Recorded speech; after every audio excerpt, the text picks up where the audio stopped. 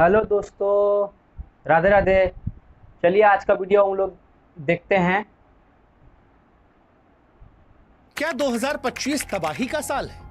क्या 2025 बर्बादी का साल है? हर सुबह अखबार खोलो तो बस बर्बादी और तबाही की खबरें। बर्बादी का टीवी देखो तो बर्बादी और तबाही के वीडियोस दिखाई पड़ते हैं। हर रात सोने से पहले इस बात का डर होता है कि पता नहीं सुबह भगवान कौन सी आपदा आ जाए। पंजाब डूब रहा है, अफगानिस्तान कांप रहा है, सूडान में मलबा बरस रहा है, हिमाचल बह रहा है, गुड़गांव तैर रहा है और माता वैष्णो देवी का धाम, वहां तो आस्था भी मलबों में दब गई है। वाह वाह। बात अब इन सारी तस्वीरों को देखने के बाद सवाल उठता है कि लोग जाएं तो जाएं कहां? कुंभ नहाने गए तो वहां भगदड़ में मर गए, रेलवे लाइन पर पहुंचे तो कुचल गए, मैच का जश्न मना रहे थे तो हादसों में उलझ गए, प्लेन पर चढ़े तो आसमान में जलकर स्वाहा हो गए, घर में बैठे उत्तराखंड में तो दीवारें ढह गईं और भगवान के दर पर पहुंचे तो वहां भी मौत पीछा नहीं छोड़ी। हर रात सोने से पहले इस बात का डर है कि क्या कल हम जिंदा होंगे? प्रकृति 2025 में तू कितने इम्तिहान लेगी? प्रकृति तू तो मां है हमारी, जीवनदायिनी। तेरा हर रूप, हरी भरी वादियां, उफनती नदियां, शांत पहाड़ जो सुकून देते थे। लेकिन 2025 में ये रौद्र क्यों? ये क्रोध क्यों? ये तबाही क्यों? ये सजा क्यों? ये बेरहम कहर क्यों? कहीं पर भूकंप, कहीं चीखें, कहीं सैलाब, कहीं भूस्खलन, कहीं मलबा, कहीं आस्था की राह पर मौत। और आज इसीलिए हम कह रहे हैं 2025 बस कर, क्योंकि हम थक चुके हैं, हम हार चुके हैं। जो मर गए वो खौफ में मरे और जो जिंदा हैं वो पल पल डर कर मर रहे हैं।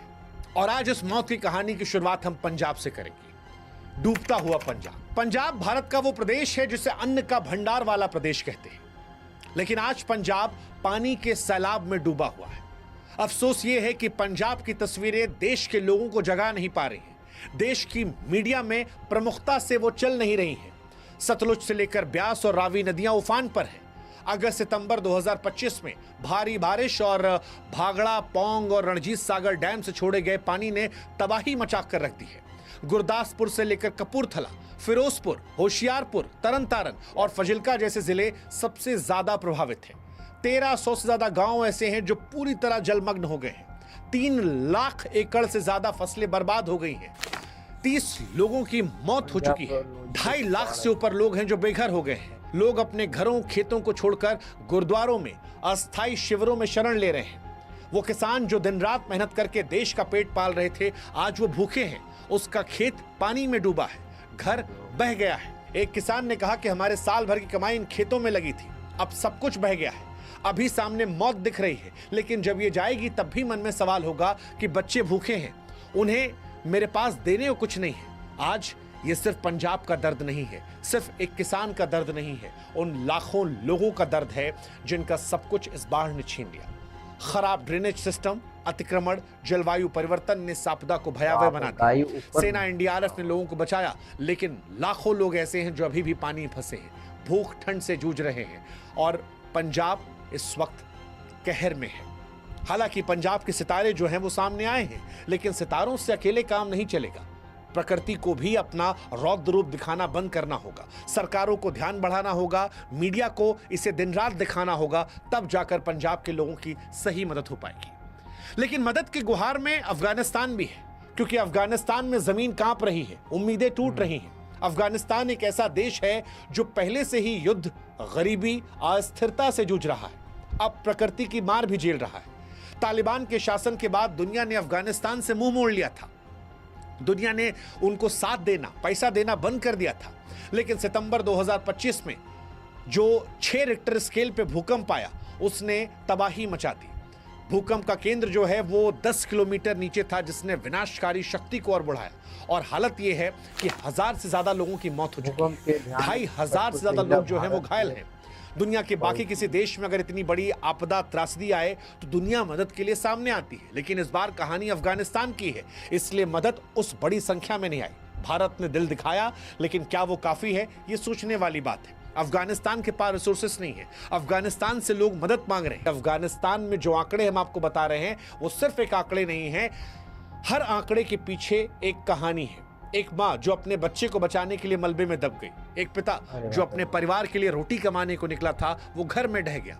जिस जगह पर ये भूकंप आया था वो मिट्टी के इलाके थे, पूरे उलट पुलट हो गए, परिवार के परिवार खत्म हो गए, गांव मलबे में तब्दील हो गए।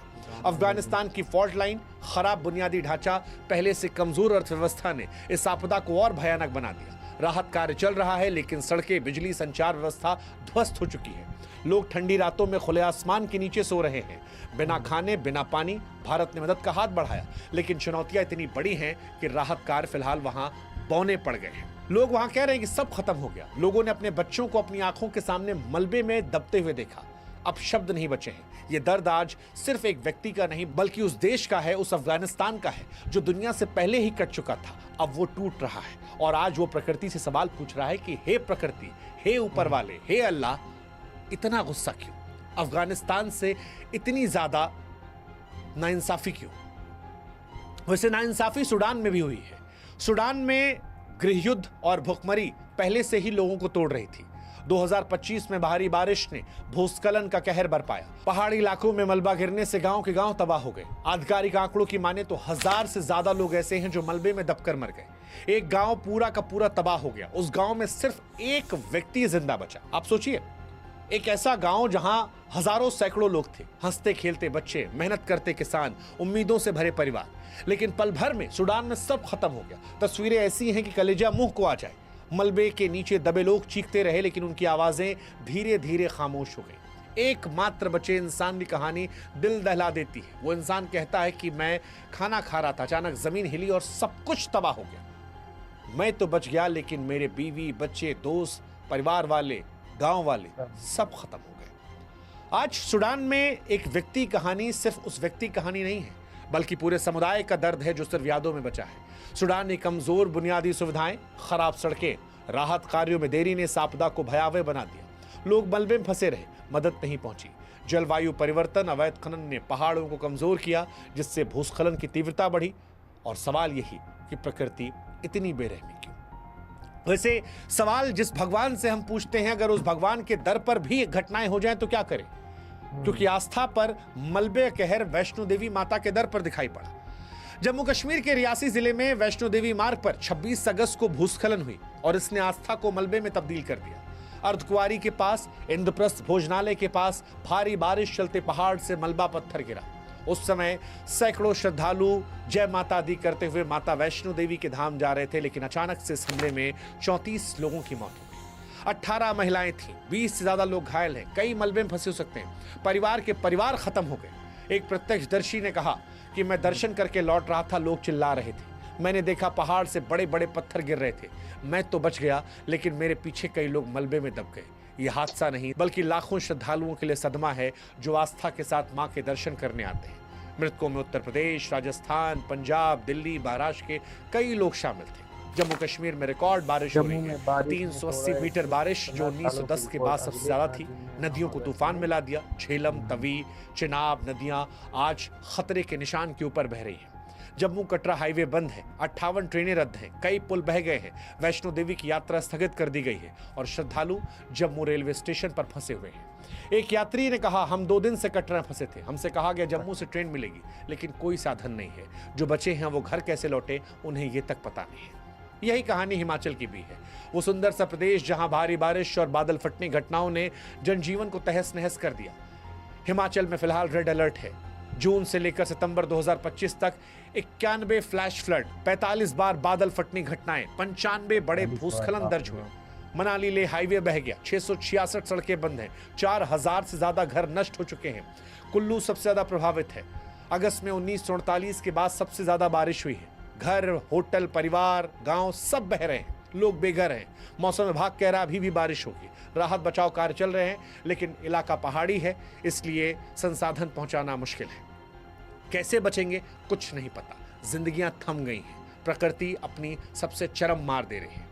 हालांकि पहाड़ी इलाके ही नहीं, शहर भी डूब रहे हैं। गुड़गांव, वो शहर जिसे आधुनिक भारत का प्रतीक माना जा रहा था, वो गुड़गांव जहां पर सैकड़ों करोड़ रुपए में घर मिलते हैं, आज वहां नदियां बह रही हैं।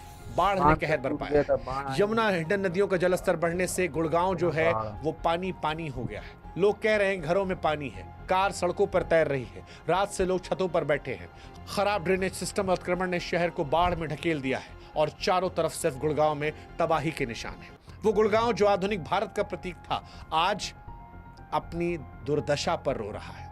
गुड़गांव में वो लोग जो सैकड़ों करोड़ रुपए खर्च कर गए थे, आईटी हब मान रहे थे, वो आज कह रहे हैं ये कैसा विकास है जिसने विनाश का इंतजाम कर दिया है। सच कहें तो 2025 एक ऐसा साल भरकर उभरा जिसका इतिहास शायद तबाही का साल कहकर याद किया जाएगा। ये साल न केवल प्राकृतिक आपदाओं को गवाह बना बल्कि मानवता के लिए कठोर सबब बन गया। पंजाब की बाढ़, अफगानिस्तान का भूकंप, सूडान का भूस्खलन, हिमाचल का सैलाब, गुड़गांव का डूबना, माता वैष्णो देवी की आस्था पर मलबे का प्रहार, ये सारी घटनाएं एक के बाद मानो प्रकृति के क्रोधित होने को संकेत दे रही है। हर घटना ने न सिर्फ जिंदगियां छीनी बल्कि लाखों लोगों की उम्मीदें, सपने, विश्वास को भी मलबे में तब्दील कर दिया। ये आपदाएं केवल संयोग नहीं है, इसके लिए हम भी जिम्मेदार हैं। वो जलवायु परिवर्तन, जंगलों की कटाई, अवैध खनन, अनियोजित शहरीकरण, बेतहाशा विनाश विकास के नाम पर। वो पंजाब का किसान जिसके खेत अब पानी की कब्र बन गए हैं। अफगानिस्तान में गरीब जो युद्ध के बाद प्रकृति की मार से टूटा है। सूडान का ग्रामीण जिसके गांव में सिर्फ एक व्यक्ति जिंदा बचा। वैष्णो देवी का श्रद्धालु जो मां के दर्शन करने की उम्मीद से मलबे में दब गया। ये सारी कहानियां सिर्फ एक सत्य की तरफ इशारा करती हैं कि प्रकृति आज बर्दाश्त नहीं कर रही। प्रकृति अपना कहर बरपा रही है। 2025 ने हमें सिखाया कि लापरवाहियां कितनी भारी पड़ सकती हैं, और अब ये साल हमें बता रहा है कि सुधर जाओ इंसान, वरना प्रकृति अपने पर आई तो सब कुछ बर्बाद कर देगी। लालच छोड़ दो, पर्यावरण को बचा लो, प्रकृति के साथ सामंजस्य बिठा लो। प्रकृति, हम भी आपसे कहेंगे कि बस कर दे, सुधरने का मौका दे, हमें जीने का मौका दे। 2025 को और सजा मत दे। थक चुके हम, बहुत हुआ, अब इस डर में जिया नहीं जाता। कब खत्म होगी 2025 की तबाही, ये सवाल हर सुबह हर रात परेशान करता है हमें, हमारे अपनों को लेकर, हर रोज, हर रात, हर दोपहर। 2025 को लेकर आप क्या सोचते हैं, हमें कमेंट सेक्शन में जरूर बताइएगा।